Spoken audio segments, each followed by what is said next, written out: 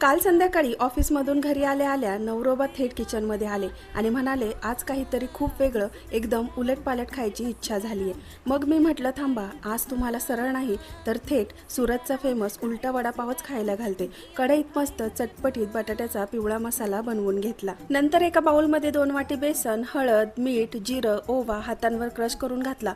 सुरुवातीला कोरडं मिक्स केलं, नंतर थोडं पाणी घालून बेसन पिठाचा घोळ बनवला। कढईत तेल गरम झाल्यावर हा घोळ आपल्याला चमच्याने सोडायचा, हलकासा सोनेरी रंगावर तळून घ्यायचा। यातच लसूण पण तळायचा। याला आता मिक्सर जार मध्ये घालायचे। यात लसूण, मिरची पावडर, मीठ घालून मिक्सरला बारीक करायचं। मस्त लाल चटणी तयार झाली। ग्लासने ब्रेडचे गोल स्लाइस कट करून घ्यायचे। एका स्लाइसवर आता हिरवी चटणी लावायची, नंतर आपण तयार केलेली लाल चटणी घालायची। यावर आपल्याला परत एकदा ब्रेड ठेवायचा। आता ब्रेडला खालच्या आणि वरच्या दोनही साइडने बटाट्याचा तयार पिवळा मसाला व्यवस्थित लावून घ्यायचा। आता याला आपल्याला बेसनाच्या घोळमध्ये घालून चांगलं कोट करून घ्यायचं आहे।